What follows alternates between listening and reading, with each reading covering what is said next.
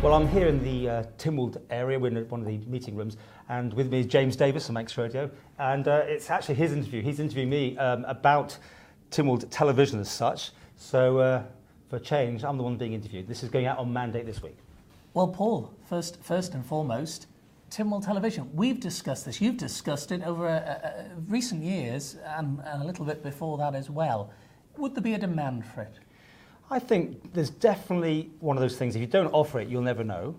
And it's the obvious next level up, isn't it? If you can just hear it, why not see it? And you can always downgrade if you just want to listen to it. Would you want to hear some of what you see?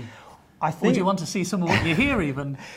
It's going to change things. It's a game changer. Everyone knows when the House of Commons was done, things upped their game. People were more civil, they looked better, they presented themselves better. You know yourselves, and we've talked about this in the past, sometimes in Tynwald it looks a bit like some sort of sixth form debating society, and that might even be polite. People eating sweets, passing their notes.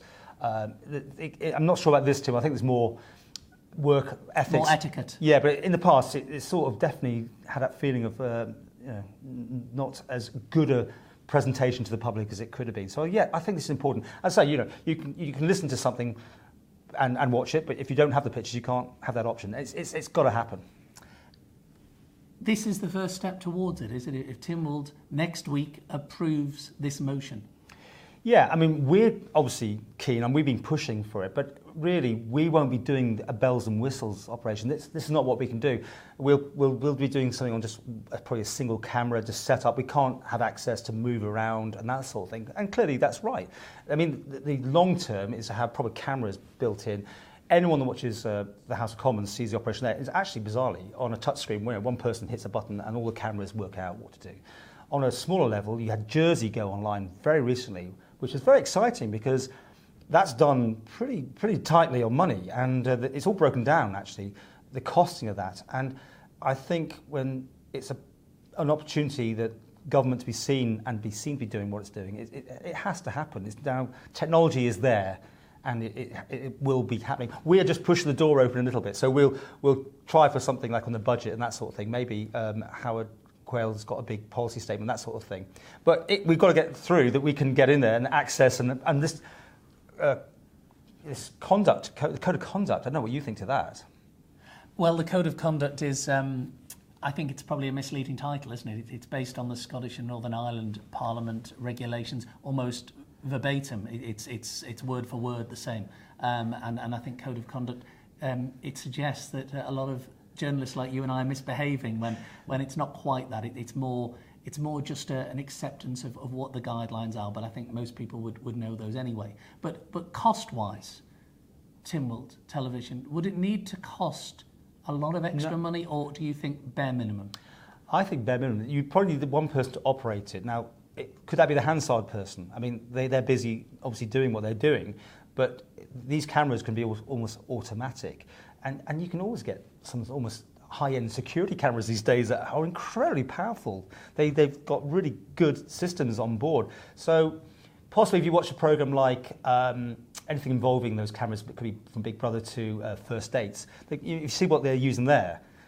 Very much automated, very small cameras. I think that's obviously very important, that it doesn't interfere with everybody else. But it certainly will have impact if we get in there. We've been in once already just to take some shots, but we haven't done anything live, and that will be the moment, I think, of truth, to see it happening before your eyes. You obviously filmed the swearing in the Keys, the new members of the Keys in, end of September? No, you see, Charles Gard did that through Cult of Annan. I was turned down. I think you broadcast it, though, yeah, didn't you? But I mean, a year ago, I asked to do the budget. I got turned down on that, on the last house. In fact, I was not even brought in for a meeting about it. I thought that's pretty weird. I mean, I wasn't allowed to push it any further. It was a no. So we've come a long way. Those pictures are being seen. I mean, what do you see as the future of this? Do you see as this being drip-fed for 6 months, a year, a few years over the main issues of the day, and then possibly with a view to having a televised news bulletin for 10 minutes at the end of each day? Or do you think it would stay like this for a while? You could build an empire for yourself, Paul. I don't think it's for me. Do you know what? I really think, again, I've probably said this in the past, isn't this where the BBC could really move in, put in the cameras, run the whole thing as part of this, if it's the so-called £1 million light that the Isle of Man's not getting. I mean, if that's true, and I don't know if it is, but wouldn't that be the perfect opportunity? Public service broadcasting, and done by a company that can afford to do it. I don't think anybody else commercially would be able to touch this, because you can't come in there all the time. That's what. Would sufficient people watch it, or is that not the point? It's not the point. It's like BBC Parliament. How many people actually sit there and watch it all the time? Very few. But if you're in Scotland, you might want to watch Scottish Questions, Welsh Assembly. I mean, London, for instance, they even get time on that channel. I mean, why couldn't the proceedings go out at 3 a.m. with time shift recorders? You could record it and put it out. I think that would be, in my head, where the costings could come from. So when Mr. Watson says it may cost X, Y, Z, why are we even looking at that? I say we, Tynwald, when there could be a potential broadcaster whose job is to do public service broadcasting. They would fit this bill and make it available, stream it on their web services as well. And then, come on, let's put the ball back into their court. I'm not looking to do it myself. All right, so say this is approved next week. There's no reason why it shouldn't be, just finally. Where does it go from there? Well, it's that door that's being pushed open a bit, isn't it? The thing is, there's all these different rules and regulations that potentially could halt things in the future. I mean, if they don't like something, they could pull the plug. It says that, doesn't it? We've got to dress smartly. I mean, all sorts of things. And they own the copyright. If I'd known you were filming me this morning, I'd have put my tummy back on, left it in the car.